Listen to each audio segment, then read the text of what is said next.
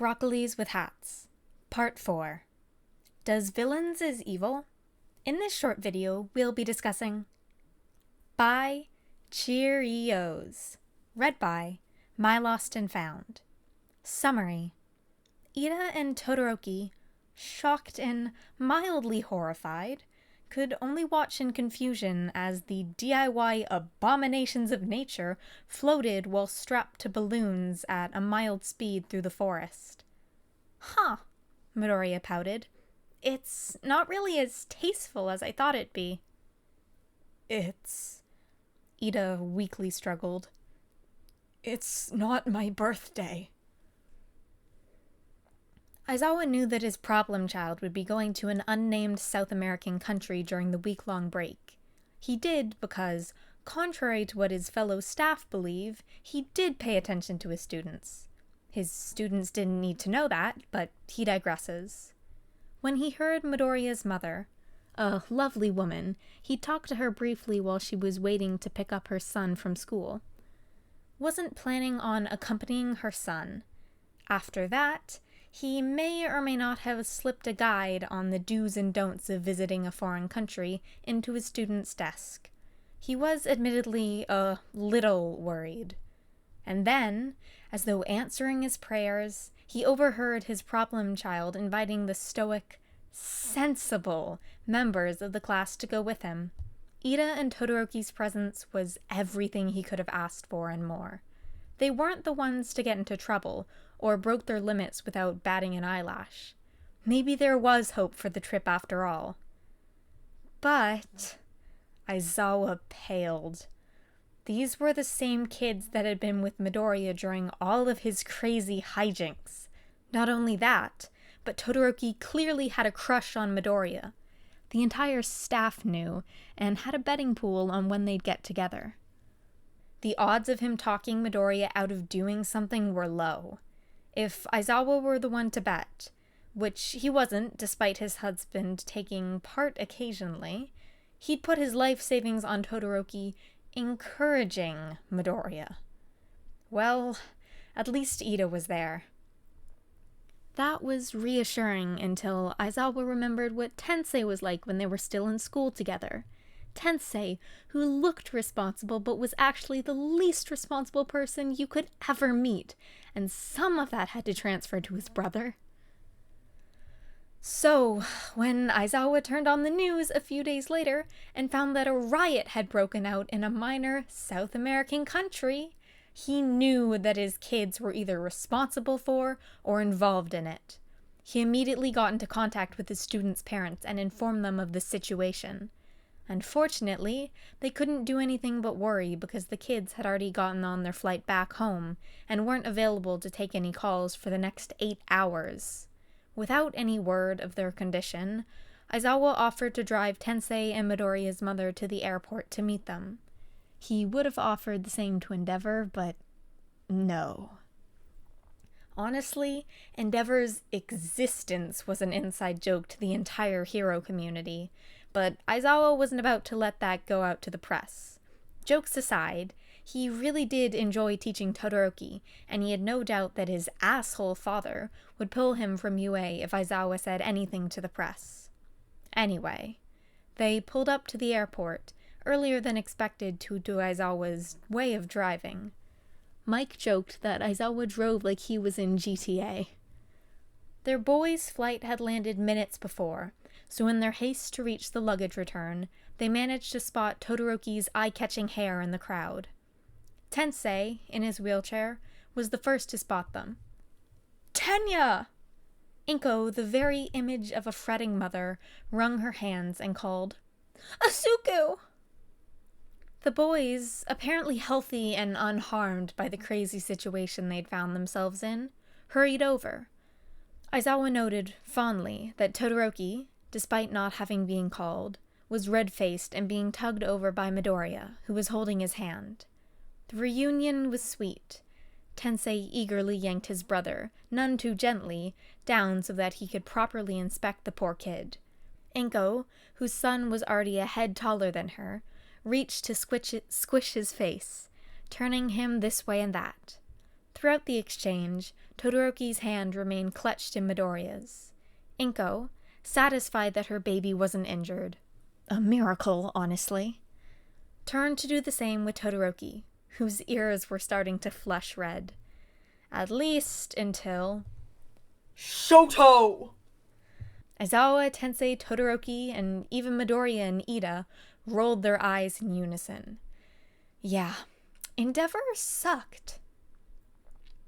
The end to their break was uneventful, which Iida was honestly grateful for. The school year had dragged out so excruciatingly slow that it had honestly felt more like a fever dream when he remembered everything that happened. He wanted to be a hero. He really did. But a desk job sounded so... relaxing. Todoroki was glad for the reprieve as well, shockingly enough. He liked, spending time with Midoriya. And Iida, surprisingly. He became a good friend to him in the time where he only really believed in Midoriya. But sometimes it was nice to spend some time with himself and his siblings. He didn't see much of Natsuo, who was still studying for his 3rd year of medical school, but he did end up seeing quite a bit of Fuyumi and his mother. Fuyumi because she was a teacher and thus didn't have a summer job yet, though not for lack of trying to find one. His mother because he sought out her presence whenever he could now that they'd started healing their relationship, which he hadn't forgotten was because of Midoriya. Speaking of Midoriya, Iida and Todoroki, busy reminiscing their remaining few days of break, were snapped out of their thoughts by the jarring stop of the bus. "Ah, yeah!" Sero and Kaminari cheered over the class's chatter, both leaning toward the windows to get a look at the camp. "We're finally... here?" Iida looked out the window and was also mildly confused, but when the swell of confused muttering got too loud for their sensei to possibly be heard, he stood up. "Class, please quiet down immediately so we may receive an explanation." Aizawa's dead stare seemed to sag further. "Yes, thank you, Iida. We're just taking a break. We're close to the camp, but you're all annoying, so get off the bus."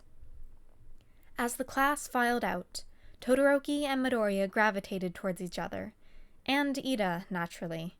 Around them, their classmates stretched their arms and chatted loudly with their closer friends.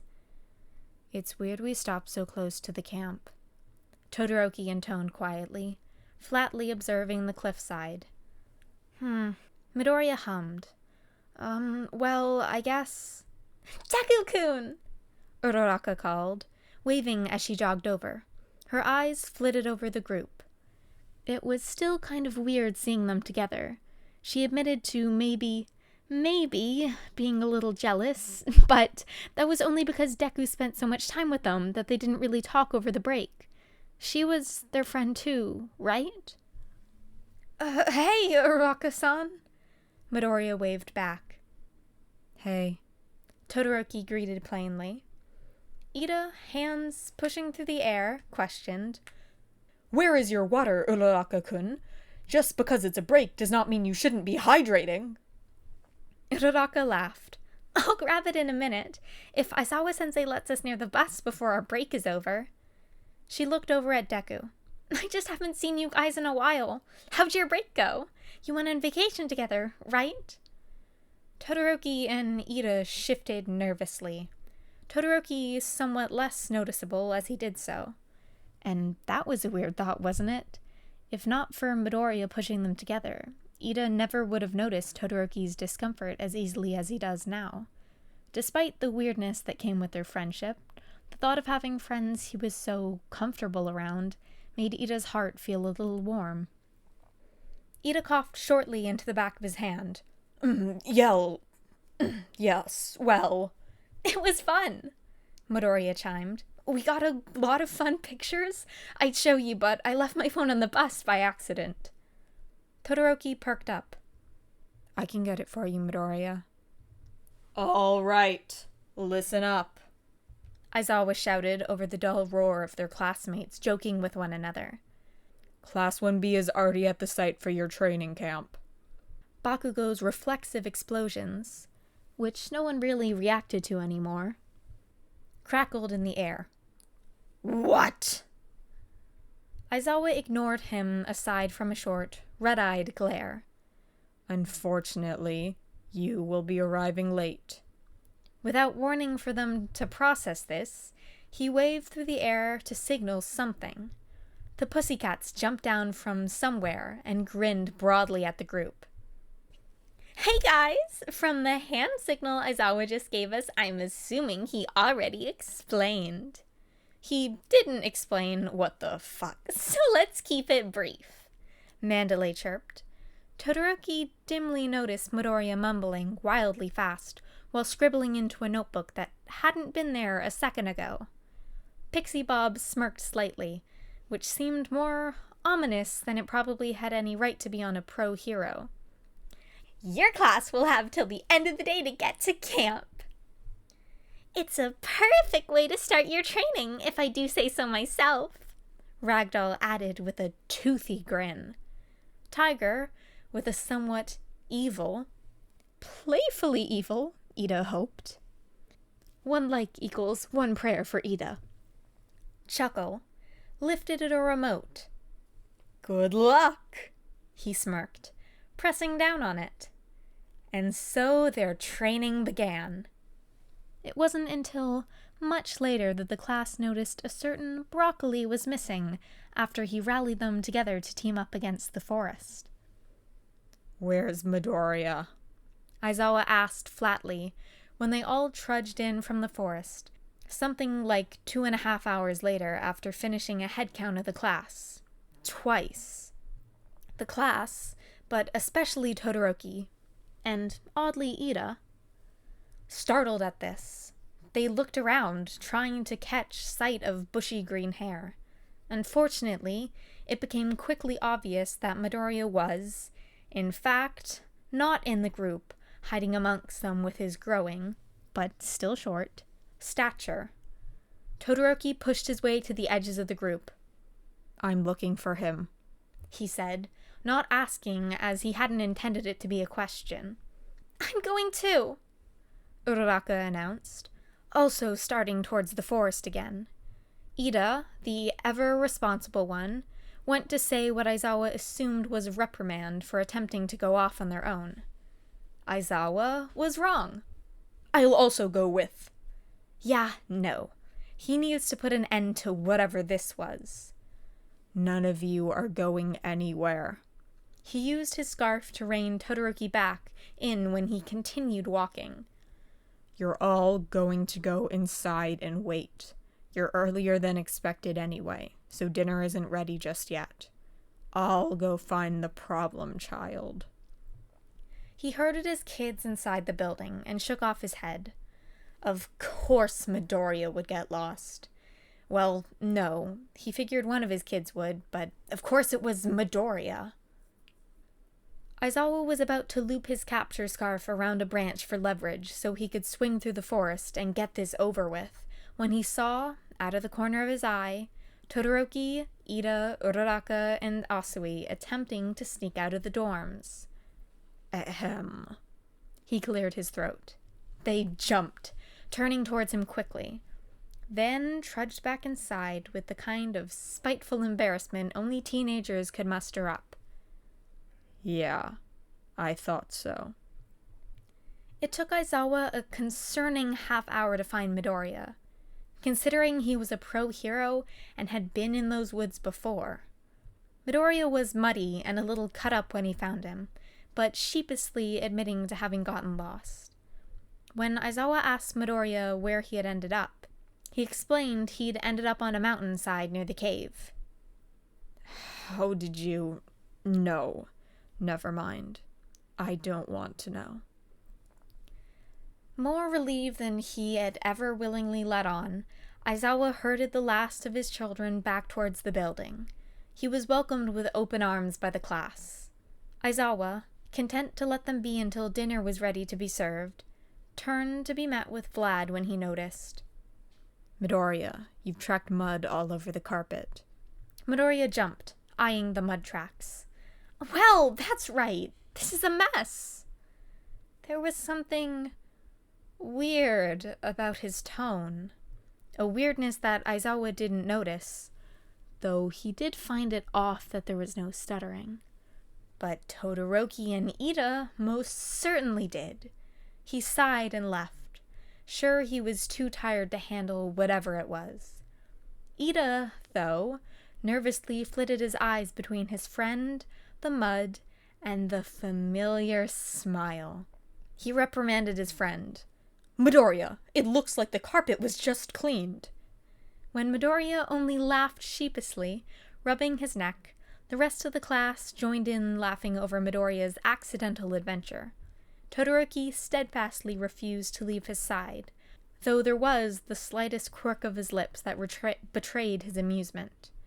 And yet, Todoroki and Iida locked eyes for a moment, both conveying their uneasiness in that second. Something about their friend's demeanor when he'd walked in had been oddly familiar. They shook it off a moment later, moving to join the group in getting dinner. All was well. Meanwhile, in an undisclosed location, Shigaraki groaned in frustration, scratching his neck.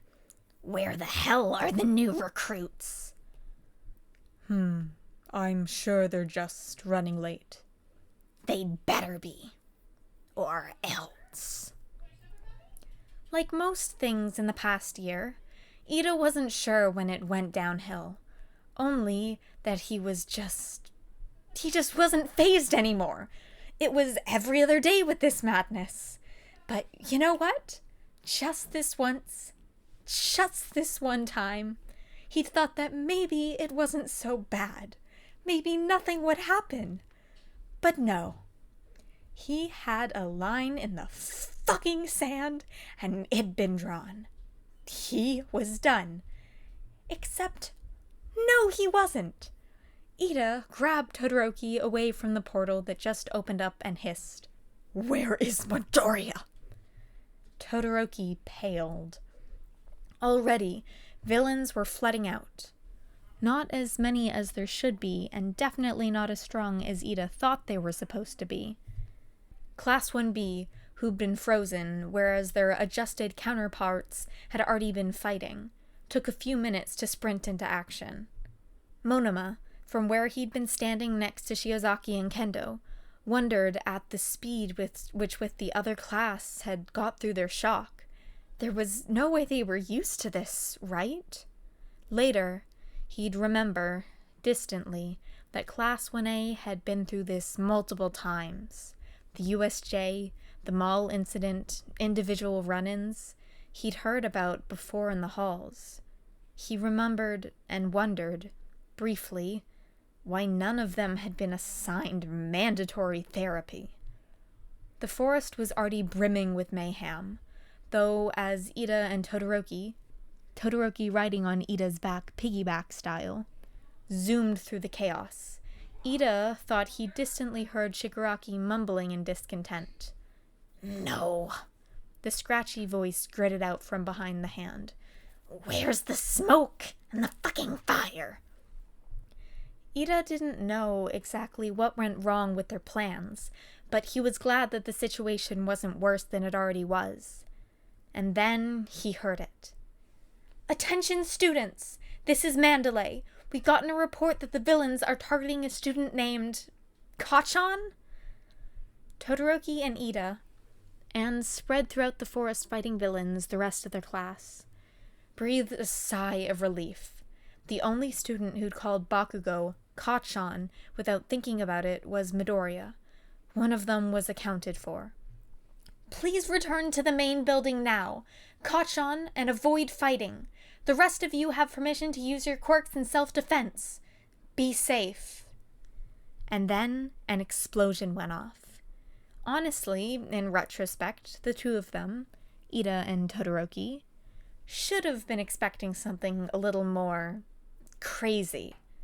Villain attacks weren't, well, they weren't normal per se, but they also weren't the strangest thing for their class. For them, it was normal that there weren't any dead bodies, that they knew of. In this environment, with so many villains, they should have expected Midoriya to take advantage of the situation and drop a few bodies. Iida missed a time where normal villain attacks were the craziest thing that happened to him. Unfortunately, he'd befriended a Midoriya. He was glad Midoriya didn't have any siblings. One Midoriya was already too much to handle. The point he was trying to get across, or rather, what he was trying to say was, "Hey guys!" Midoriya chirped, entirely unfazed by the explosion, not belonging to Bakugo, that just occurred. Todoroki slid off Iida's back as gracefully as he could. "Hello, Midoriya."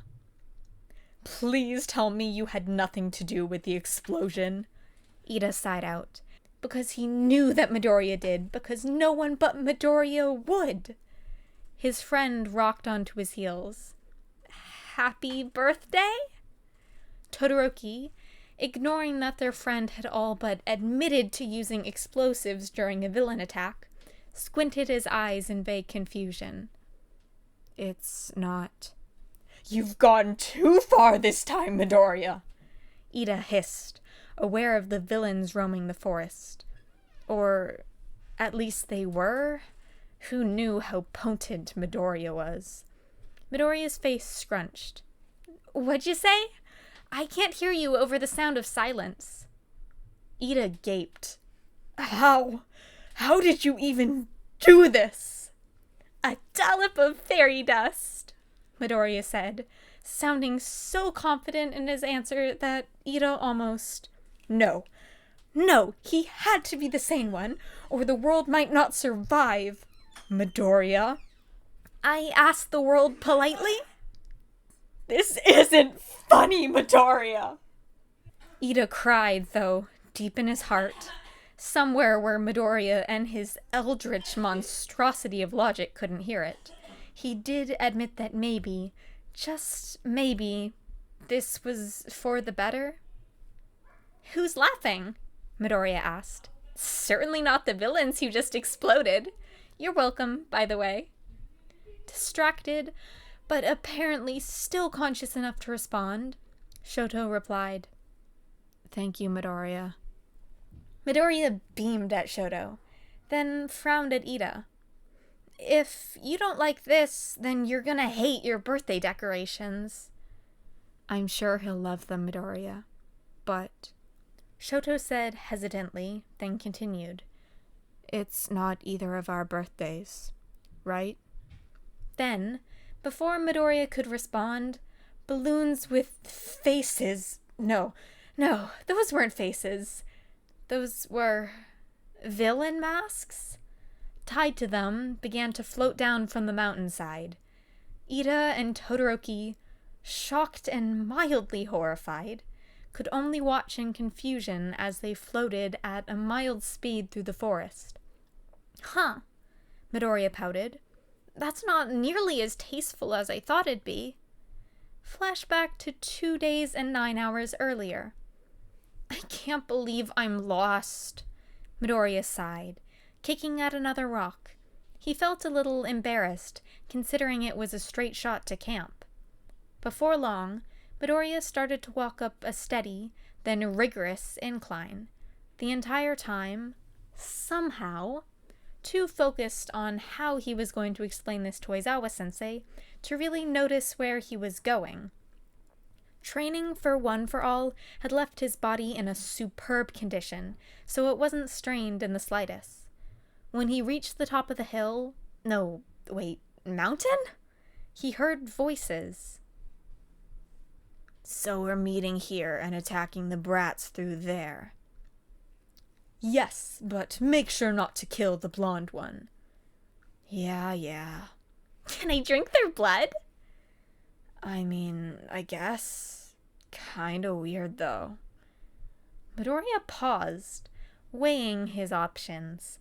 He decided that he had enough time to deal with them before anyone came trekking up the mountainside to look for him. It took a while. 10 minutes. But not as long as Midoriya thought it should have. Oh well. He spotted the bag of villain masks and the explosives. Time to scratch this off his bucket list. Listen, Toga and Dobby, not down for this. They'd figured it'd be some quick cash. For Dobby, maybe this would be a way to get an excuse to kill his father. Not this.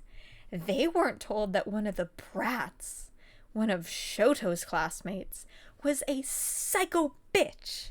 When a teenager ripped through the majority of the Vanguard Action Squad, VAS, Toga and Dobby shared a single thought. No thanks. They got the fuck out of there, hung up their villain clothes, and decided to lead normal lives from now on, where things made sense and teenagers aren't fucking crazy. More on this later. Present. Why did you think this was a good idea? Iida cried. Midoriya stared at him blankly, in a way reminiscent of Todoroki. Because I'm a traumatized hero in training who grew up with Bakugo Katsuki, so violence is normalized for me. Todoroki blinked. Oh. I don't understand how you keep forgetting that. Aha, we finally reached the new recordings. The first 3 episodes or parts for this were recorded like months ago, and I forgot that I had recorded and edited them. So we're finishing this off. 'Cause I love this series. This is gold. Like Llamas and Llamas and Hats is one of the like best like early YouTube. Well, I don't know, early. I'm a 2000s baby, so early for me, but early like internet to YouTube series, and this is great. This is a lovely parody. I enjoy it, and I hope you are too.